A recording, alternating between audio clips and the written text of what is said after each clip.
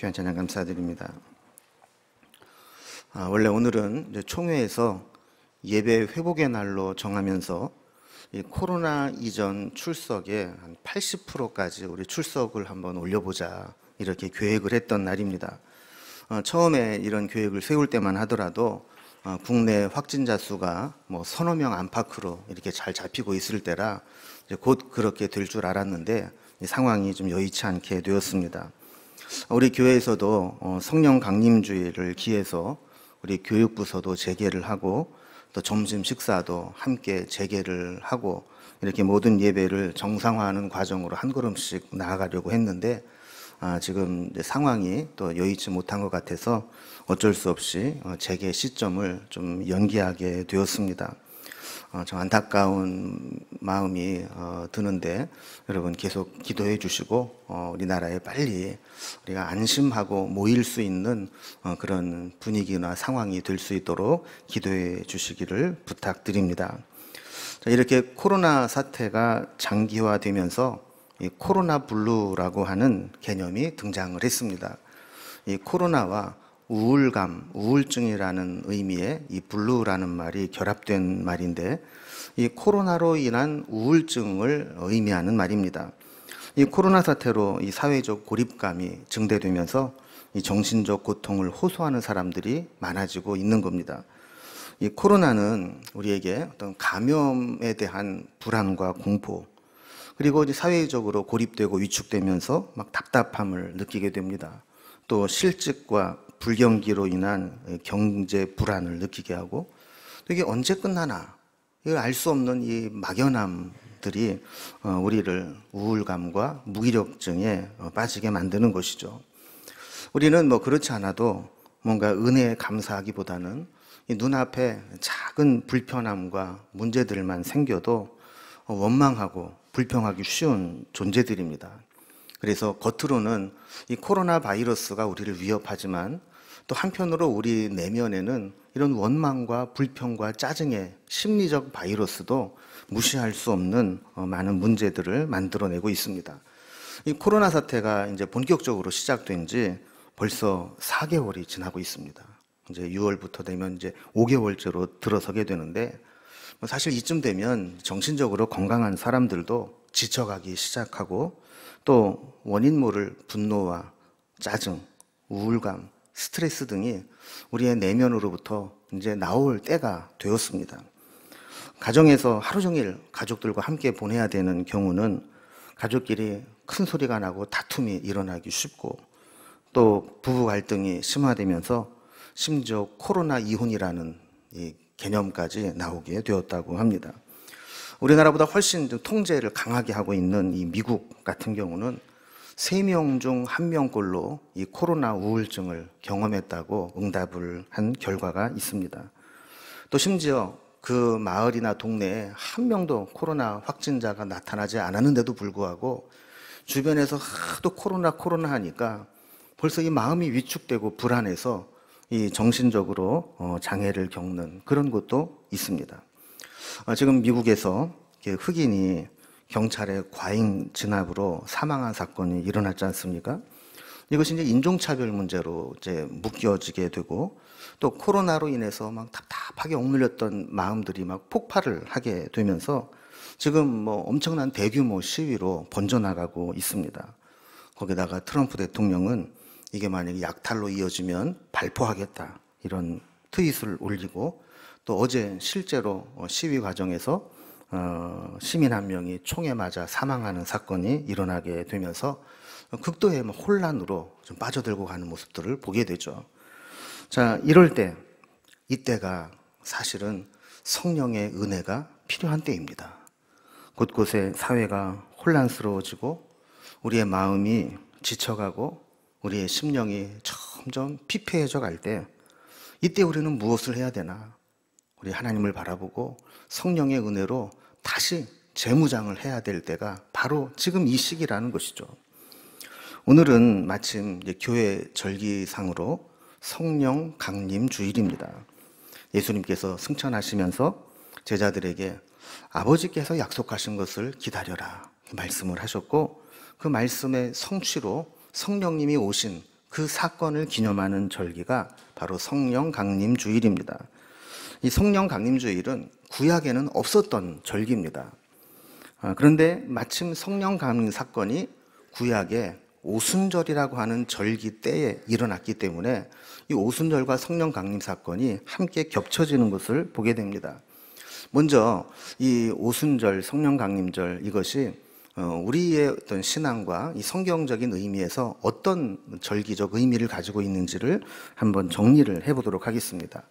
자, 먼저 사도행전 2장 1절에 보면 오순절날이 이미 이름에 그들이 다 같이 한 곳에 모였더니, 자, 오순절날 모여서 성령 강림을 경험했다라는 이야기죠. 그래서 이때가 이 구약의 절기로 본다면 오순절이었습니다. 그럼 이 오순절이라는 말을 한자로 보면 다섯 오자에 열흘 순자를 씁니다. 우리가 뭐 상순, 중순, 하순 그럴 때 그 순이 열흘 순을 가리키는 거거든요. 그러니까 이제 오순이라고 하면 50일이라는 얘기죠. 그 50일째 되는 날이라는 말입니다. 자, 그렇다면 무엇을 기점으로 해서 50일이 지난 날일까요? 그것은 유월절을 기점으로 50일을 카운트해 나간 날을 오순절이라고 부르는 겁니다. 여러분, 예수님이 십자가를 지시고 또 부활하시기 위해서 예루살렘으로 입성하실 때 그때 절기가 어떤 절기라고 그랬습니까? 유월절이라고 그랬죠. 그래서 이제 사실은 이 유월절로부터 50일이 오순절이고 또 부활절로부터 50일이 또 오순절이고 이렇게 비슷하게 맞아 떨어지게 됩니다. 자, 그리고 이제 두 번째는 이 오순절의 다른 이름이 칠칠절입니다. 오순절이 50일째라는 의미라면 이 칠칠절이라고 하는 것은 7일씩 7주가 지나고 그 다음 날이라는 의미가 있죠. 그럼 77, 49, 그 다음 날이 50일. 그래서 77절로 지켰던 것을 오순절이라고 부르게 되었고, 그때가 이스라엘의 그 농경 그 시기상 첫 밀 농사를 수확하고 하나님 앞에 감사의 제물을 드리는 절기였어요. 그래서 이 77절은 원래 우리는 이제 맥추절이라 이렇게 부르는데 우리는 이제 보리를 수확하니까 맥추절이라고 불렀고, 원래는 밀을 수확하고 첫 열매를 드리는 절기가 바로 77절이었습니다. 또 이 성경에 이렇게 절기로 나타나 있진 않지만 유대인들이 소중하게 지키는 절기로도 지킵니다. 그게 뭐냐면 모세가 십계명과 율법을 받은 날이기도 합니다.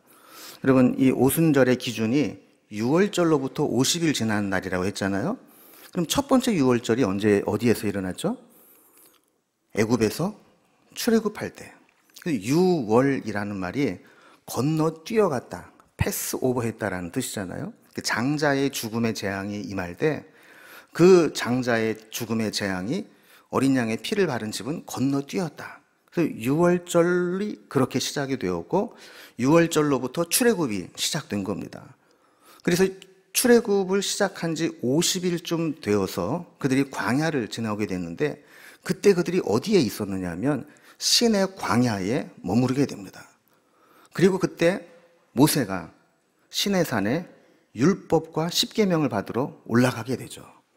그래서 이 유대인들은 샤부오트라고 해서 모세가 율법을 받으러 신의 산에 올라간 날로 이 오순절을 지키기도 합니다.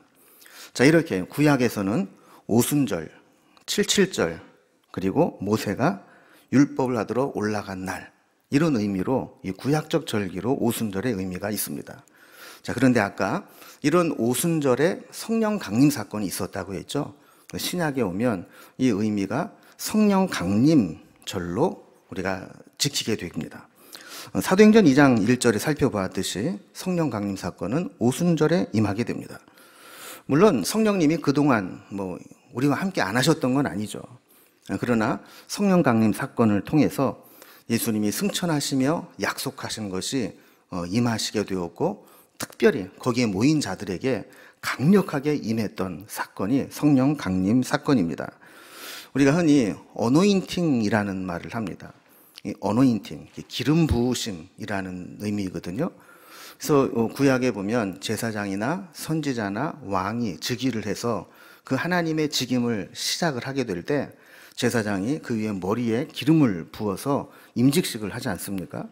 마찬가지로 이 오순절에는 성령이 기름 부어지듯이 그렇게 모인 자들에게 강력하게 충만히 임해서 그 하나님의 새로운 사역을 시작하게 되는 사건이 오순절 성령 강림 사건이라는 겁니다. 특히 교회에는 전통적으로 사도행전 1장 5절에 있는 말씀과 같이 요한은 물로 세례를 베풀었으나 너희는 몇 날이 못 되어 성령으로 세례를 받으리라 라는 말씀에 의거해서 성령 강림의 성령 세례를 의미하는 뜻으로 세례식을 거행했습니다. 그래서 부활절날 세례를 못 받은 사람들은 성령 강림주일날 세례식을 거행했는데 이때 이제 초대교회에서는 침례를 받았잖아요. 침례를 받을 때 하얀색 가운을 입고 세례, 침례를 받게 됩니다. 그래서 영어로 이 성령 강림주일은 화이트 선데이 혹은 핏 선데이라는 이름으로 흰 옷을 입은 주일, 이게 성령 강림주일로 이렇게 부르게 되는 것입니다. 자, 그런데 또 하나 이 성령 강림주일에 중요한 의미가 있습니다. 그건 뭐냐면 교회가 탄생한 날이라는 것입니다. 77절에 밀농사를 지어서 첫 열매를 바쳤다는 의미가 있다면 이 성령 강림주일에는 밀과는 비교할 수 없는 아주 중요한 열매가 맺히게 됩니다. 그 열매가 뭐냐면 그리스도의 몸인 교회가 성령 강림 사건을 통해서 형성이 되고 모이기 시작을 했다라는 거예요. 그 전까지는 유대교적인 전통 속에서 회당 예배를 드리고 유대인의 그 예배를 드렸지만 성령 강림을 받은 사람들이 초대 예루살렘 교회를 형성하기 시작했고 그로부터 우리가 말하는 그리스도교의 교회가 탄생하게 된 것입니다. 그래서 이 성령 강림주일은 교회의 생일이다 이렇게 부르기도 합니다. 자, 이렇게 구약적인 의미로는 오순절, 칠칠절, 모세가 율법을 받으러 올라간 날 이런 의미가 있고 신약의 의미로 오면 성령 강림주일 그리고 교회의 생일 이런 의미가 있는 것이죠. 자, 오늘 본문은 바로 이렇게 오순절날 성령 강림이 임한 이 오순절 절기에 대해서 이야기를 하는데 크게 두 가지 내용을 다루고 있습니다. 하나는 성령이 임하셔서 모인 제자들에게 강력한 체험을 하게 되는 장면이 앞부분에 나오게 되고 그렇게 성령 강림을 체험한 후에 제자들이 어떤 변화를 나타냈는가가 뒷부분에 나오게 됩니다. 먼저 첫 번째로 성령이 임하실 때 어떤 현상들이 나타났다고 성경은 기록하고 있는가? 오늘 본문에 보면 이 마가의 다락방이라고 알려진 그 자리에 성령이 임재하시게 되는데 이 몇 가지 현상들이 나타납니다. 첫 번째 현상은 청각적인 현상이었습니다. 급하고 강한 바람 같은 소리가 있었다는 것입니다. 2절 말씀에 보면 호련히 하늘로부터 급하고 강한 바람 같은 소리가 있어 그들이 앉은 온 집에 가득하며 라고 했습니다. 마치 하나님께서 처음 사람을 지으실 때 흙으로 모양을 만드시고 그 코에 생기를 후 불어넣으시듯이 그러한 성령의 바람이 그곳에 불어왔다라는 거예요. 그거를 듣고 느꼈다는 겁니다. 두 번째 현상은 시각적인 현상인데 불의 혀같이 갈라지는 것들이 각 사람 위에 임하는 것이 보였다는 겁니다. 3절에 보면 마치 불의 혀같이 갈라지는 것들이 그들에게 보여 각 사람 위에 하나씩 임하여 있더니 그랬습니다. 그럼 촛불같이 이렇게 심지가 있는 것은 불꽃이 하나로 되어 있잖아요. 그런데 큰 장작이나 큰 불이 붙을 때 보면 이 불이 막 갈라집니다. 그래서 이 뱀의 혀가 이렇게 갈라지듯이 불꽃도 이렇게 갈라졌다 그래서 불의 혀 같은 이런 표현을 썼는데 그런 이 불의 한 갈래 이 불송이들이 각 사람 위에 하나씩 임하여 있었다라는 겁니다. 근데 여러분 만약에 이게 진짜 불이었다면 우리 머리 위에 하나씩 불꽃이 임하면 어떻게 될까요? 일단 머리카락 홀라당 타버리고 화상을 입겠죠. 그런데 성령의 불은 그렇지 않아요. 모세가 호렙산 시내산에서 하나님의 부름을 받을 때 이 떨기나무에 불이 타고 있는 것이 있었죠. 그 나무의 특징이 뭐냐 하면 분명히 불은 타고 있는데 나무는 타지 않고 그대로 있었다는 거예요. 이 성령의 불이거든요. 그 성령의 불은 우리의 겉을 태우는 게 아니라 우리의 속을 태우는 겁니다. 우리의 속에 더럽고 추악한 죄를 태우고 우리 안에 식어진 심령을 뜨겁게 만드는 이 성령의 불인데, 그 성령의 불이 불의 혀같이 각 사람 머리 위에 임한 것이 보였다는 거예요. 얼마나 신기하겠어요. 우리도 만약 그게 보인다면 여기 전부 다 이렇게 마스크가 보이는 게 아니라 불의 혀 같은 게 하나씩 이렇게 보이면 얼마나 좋았겠습니까? 이런 현상들이 있었다는 겁니다. 세 번째는 신체적인 현상이 나타나는데 사람들의 말이 달라졌다는 겁니다. 급하고 강한 바람 소리나 불의 혀 같은 것이 각 사람 위에 개인적으로 있거나 하는 것은 자연적인 현상입니다. 그런데 말이 바뀌었다는 것은 신체적인 변화이고 또 말을 주관하는 우리의 이성과 인격이 뭔가에 움직이고 있었다라는 것을 말하는 것이죠.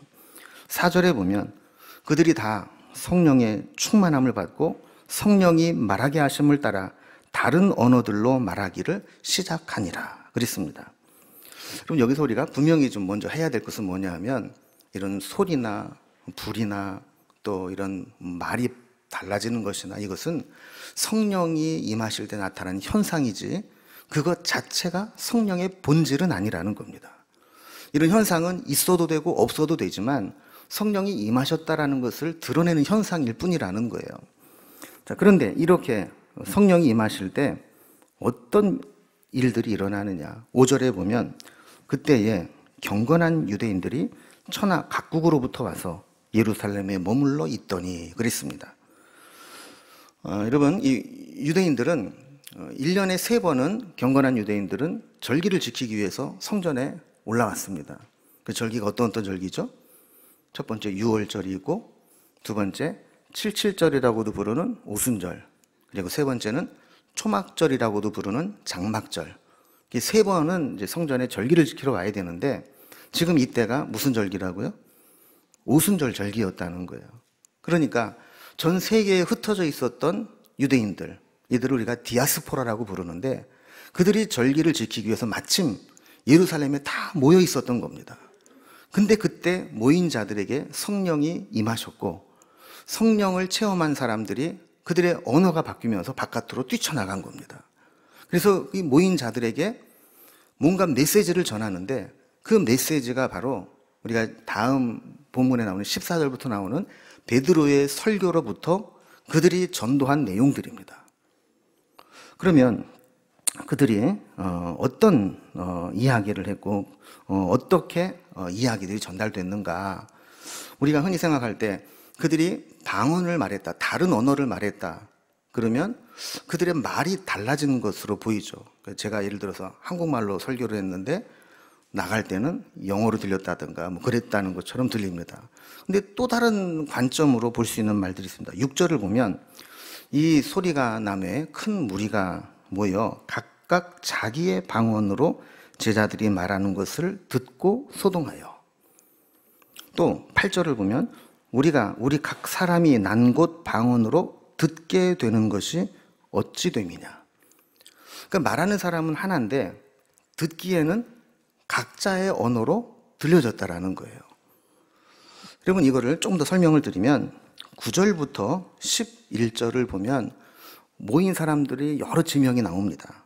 우리는 바데인과 메다인과 엘람인과 또 메소포타미아, 유대와 갑바도기아, 본도와 아시아, 부르기아와 밤빌리아, 애굽과 및 구레네에 가까운 리비아 여러 지방에 사는 사람들과 로마로부터 온 나그네 곧 유대인과 유대기에 들어온 사람들과 그레데인과 아라비아인들이라.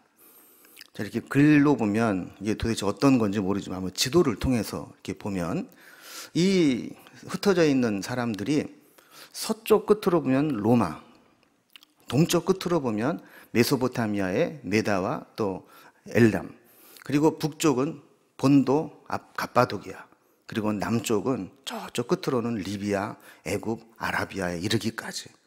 그 당시 세계관으로 사람들이 흩어져 살 수 있는 모든 지역에 있었던 사람들이 다 모여왔어요. 그런데 그 제자들이, 갈릴리 사람들이 복음을 전하는데 각각 자기네 언어로 그거를 알아들었다라는 거예요. 이게 참 놀랍고 신기한 일 아닙니까? 이 엄밀한 의미에서 이 성령 강림과 그 현상은 선교적 의미를 가지고 있다는 것을 보여주고 있습니다. 그러니까 이때 절기 때문에 모여온 디아스포라들이 그때 성령 강림을 체험하고 예수 그리스도의 복음을 전하는 것을 듣게 되고 그들이 다시 자기네 삶의 터전으로 돌아가서 예수 그리스도를 전하고 교회를 세우는 그런 선교적 사명을 갖게 되었다라는 겁니다. 그래서 이 사도행전의 방언과 고린도 전서에 나타난 방언이 약간이나 완전히 다른데, 이 우리가 흔히 말하는 이 사도행전의 방언은 방언 기도로서, 은사로서의 방언이 아니라 외국어로서의 방언입니다. 그래서 어떤 은사나 표적의 의미로 어떤 기도하는 방언을 얘기하는 게 아니라, 언어가 바벨탑 이후에 혼잡되었던 언어가 성령 강림을 통해 다시 통일이 되었고, 소통이 안 이루어졌던 곳에서 소통이 이루어지는 역사가 나타난 것이 바로 이 방언의 역사라는 겁니다. 그래서 그들이 놀라게 되죠. 우리가 어떻게 이렇게 언어가 일시적이지만 소통이 될 수 있는가? 근데 더 놀란 것은 그런 이 언어가 달라졌다는 것보다 그들이 전한 메시지에 더 놀란 겁니다. 이게 뭐냐면 11절 중간에 보면 각 언어로 하나님의 큰 일을 말함을 듣는도다. 그들은 여러 가지 소문을 들으면서 이게 도대체 무슨 뜻인지를 몰랐다는 거죠. 그런데 성령을 체험한 자들이 그 복음을 전하고 예수 그리스도의 죽음과 부활 사건을 전하면서 그 속에 담겨진 하나님의 그 놀라운 구원 계획을 말하게 될 때 하나님의 큰 일이 이해가 되기 시작을 했다라는 거예요. 자, 이렇게 초대교회에 성령 강림을 경험한 사람들은 놀라운 체험들을 이렇게 하게 됩니다. 그러면 두 번째로 그들이 성령의 임재를 체험한 후에 어떤 변화들이 나타났는가? 여러분, 이 제자들은 사도행전의 제자와 복음서의 제자가 좀 다릅니다. 복음서의 제자들은 어떤 모습을 보여왔습니까? 예수님이 뭔가 먹여주고 능력을 행하고 말씀을 가르치고 권세가 있어 보일 때는 막 무서운 줄 모르고 따랐어요. 근데 정작 예수님이 체포를 당하자마자 제자들은 다 두려워서 도망가고 떠나버렸어요. 심지어는 예수님이 부활하시고 난 이후에도 그들은 바깥으로 나오지를 못합니다. 그래서 자기네들끼리 모여서 문을 안에서 닫아 잠그고 어떻게 할 수 없어서 자기네들끼리 두려워 떨고 있었던 모습이 복음서에 나타난 제자들의 모습입니다. 그런데 사도행전에 이렇게 성령을 체험한 제자들은 완전히 달라진 모습을 보이게 됩니다. BC와 AD로 역사가 나눠지듯이 제자들 역시 복음서의 제자와 성령 강림을 체험한 사도행전의 제자의 모습이 완전히 달라지게 된 것이죠. 그래서 그 제자들의 변화된 모습을 본 사람들이 다 놀라며 당황했다 그래요. 심지어는 새술에 취한 것 같다, 제정신이 아닌 것 같다 라고 이야기를 했다는 거예요. 이 새술에 취했다는 말은 사실 좋은 의미는 아닙니다. 조롱하는 의미로, 우리 흔히 말하면 쟤들 뭐 약 먹은 거 아니야? 뭐 이런 의미인 것이죠. 그러나 우리가 이것을 좋은 의미로 해석을 해본다면, 우리가 정말 성령을 경험했다면 마치 뭔가 새 술에 취한 것과 같이 변화된 모습이 있어야 정상이라는 겁니다. 어떤 사람은 술 마시기 전과 술 취했을 때의 모습이 완전히 다른 사람이 있습니다. 술 마시기 전에는 아주 얌전하고 신사였는데 일단 술이 한 잔, 두 잔 들어가고 술이 취하게 되면 완전히 달라진 그런 사람도 있지 않습니까? 술 기운이 있을 때와 맨정신일 때가 다른 것이죠. 그런데 어떤 사람이 볼 때 성령 강림을 체험한 사람들이 마치 그렇게 술 취했을 때 달라지는 정도로 달라졌다라는 겁니다. 어떤 글을 보니까 술에 취한 사람과 성령 충만한 사람의 공통점이 있대요. 여러분의 경험에 비추어서 한번 들어보시기 바랍니다. 첫 번째, 술 취한 사람과 성령 충만한 사람의 공통점이 둘 다 말수가 많아진다는 겁니다. 그래서 술에 취한 사람은 술 기운에 주절주절 말이 많아지고, 또 성령에 충만한 사람은 받은 은혜와 또 예수님을 전하느라고 말이 많아지는 거예요. 두 번째, 둘 다 흥얼거리며 노래를 한다는 겁니다. 술 먹으면 노래가 나오나 봐요. 그래서 여러분, 술 먹으면 2차로 어디 가요? 어떻게 이렇게 잘하세요? 술 먹으면 분위기 잡고 이제 노래 부르고 싶은 거죠. 근데 성령에 충만하면 나도 모르는 사이에 막 찬송이 나오기 시작을 하는 겁니다. 세 번째, 둘 다 끈덕지게 권한다는 거예요. 술자리에 가보면 그냥 술 한 잔 마시고 맙니까? 한 잔 받아 뭐 이러면서 나 됐어요 이러다 에이 그러면서 또 자꾸 권하고 그러지 않습니까? 마찬가지로 성령에 충만한 사람은 자꾸 전도를 하는 거예요. 권하는 거예요.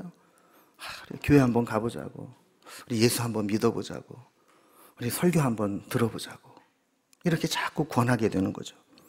네 번째, 둘 다 잘 운답니다. 술 취한 사람은 술 한 잔 들어가면 인생이 허무해서 그냥 그 감정에 복받쳐 울고, 또 성령에 충만한 사람은 성령님을 모시고 사니 얼마나 행복한지 그 감격 속에 자기도 모르는 사이에 가슴이 찡해지고 눈물이 난다는 거예요. 다섯 번째, 둘 다 용감해진다는 겁니다. 술에 취한 사람은 자기가 뭐라도 된 것처럼 아무나 붙잡고 시비를 걸고 만용을 부립니다.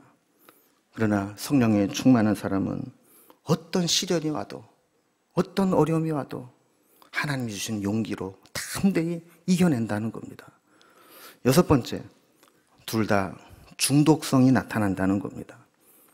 술에 취한 사람은 술 없이는 살 수 없는 사람이 되는 것처럼, 성령의 충만도 한번 경험한 사람은 그 성령의 충만함을 잃어버리면 답답해서 살 수가 없는 거예요. 그래서 또 매달리고 성령 충만을 사모하고 추구하며 은혜의 자리로 나오는 것이죠. 마지막 일곱 번째로, 둘 다 냄새가 난답니다. 술에 취한 사람은 아주 역겨운 이 알코올 냄새가 나지만, 성령에 충만한 사람은 그 모습 속에서, 말 속에서 은혜로운 예수의 향기가 나타나게 된다는 것이죠. 여러분은 어디에 취해서 살아가고 있습니까? 세상에 취해 살아가고 있습니까? 성령에 취해 살아가고 있습니까? 또 성령에 취해 살아간다면 어느 정도 성령에 취해서 살아가고 계십니까? 술이 한 잔, 두 잔 들어가면 온 몸에 술 기운이 퍼지고 우리의 생각과 언어를 지배하는 것처럼, 성령님이 정말 우리 가운데 충만하게 임하게 되면 우리의 생각과 언어와 우리의 행동을 성령의 인도하심을 받게 되는 것이 당연한 일입니다. 여러분 한번 생각을 해보세요. 지난 한 주간 동안 내가 성령님과 동행하는 것을 얼마나 느꼈는지, 내가 성령님의 지시하시는 대로 따라 살아가는 것이 얼마나 되었는지, 예수 믿는다는 것, 그 의식 하나로 살아가면서 내 생각대로 내 마음대로 살지는 않았는지, 기도의 여인으로 알려진 한나는 기도할 때 처음 엘리 제사장으로부터 오해를 받았습니다. 어떤 오해를 받았어요? 포도주를 마시지 말라. 마치 술에 취한 여인처럼 그렇게 간절히 기도했습니다. 예레미야 23장 9절에서 이런 말씀을 합니다.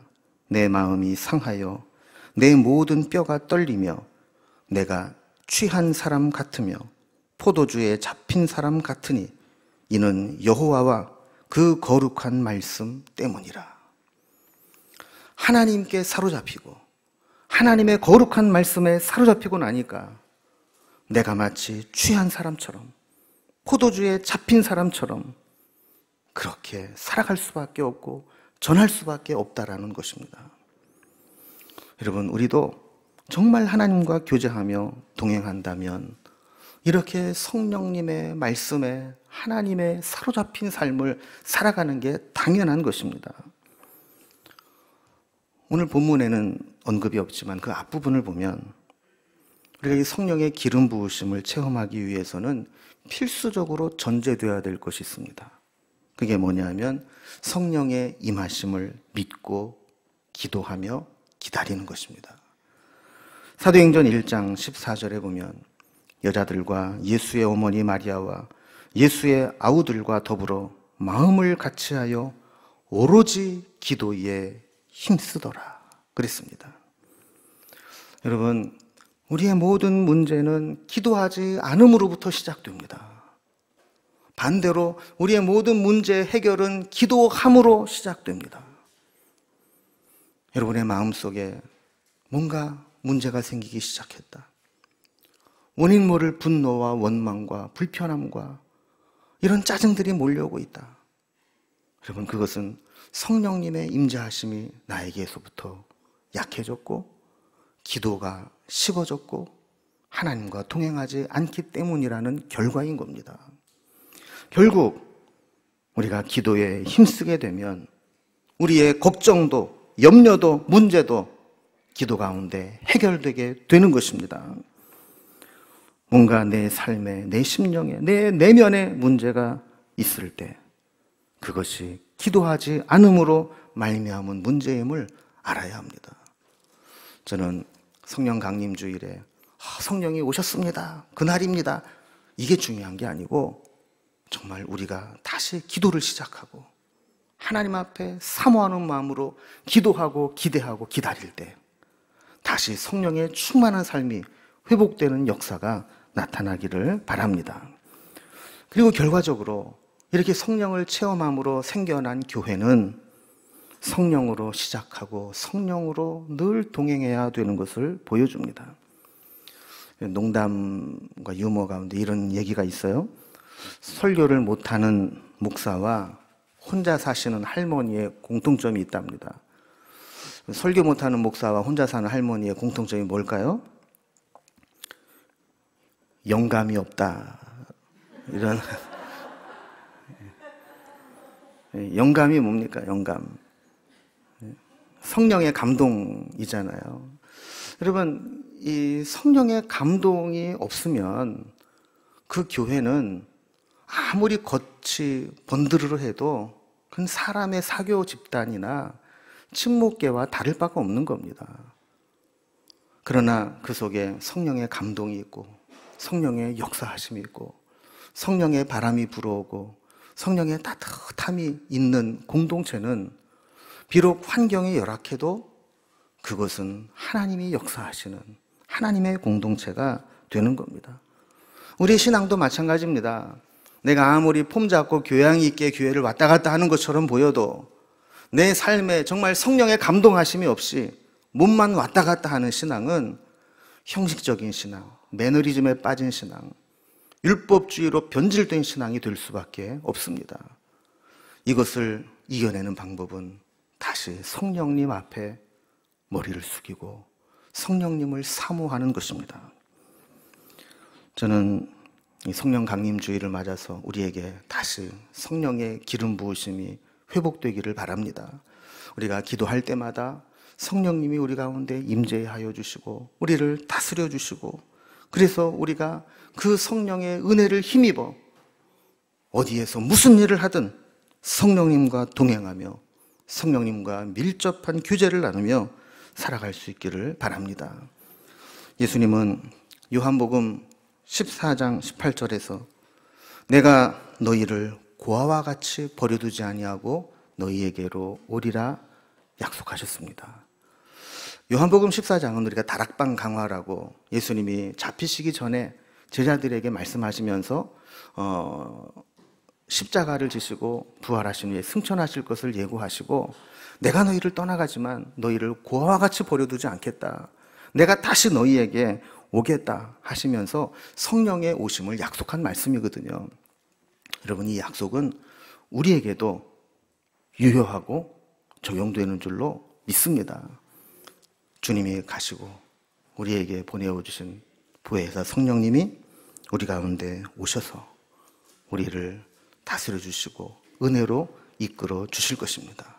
혹시 성령을 근심케 하거나 성령이 소멸되듯 성령을 약화시키고 살아가고 있었던 모습이 있다면 성령 강림주의를 맞아 다시금 그 성령님을 사모하고 성령님의 은혜가 회복되는 은혜가 있기를 주님의 이름으로 축원합니다. 기도하겠습니다. 하나님 아버지, 성령 강림절을 맞아 우리가 얼마나 성령님과 동행하며 살았는지 돌아봅니다. 혹시라도 예수를 믿노라 하면서도 성령님 없이 내 생각과 고집과 내 뜻대로 살아오지는 않았는지 돌아봅니다. 만약에 내 삶에 뭔가 문제가 생기기 시작하고 내 심령에 알 수 없는 부작용들이 생기기 시작한다면 그때가 바로 기도가 필요한 때이고 그때가 바로 다시금 성령의 은혜로 회복되는 것이 필요한 때임을 깨달아 알게 하시고 이제 다시 성령님을 사모하고 성령님과 동행하며 성령님과 믿음으로 승리하는 삶을 이어나갈 수 있도록 인도해 주옵소서. 예수님의 이름으로 기도드리옵나이다. 아멘.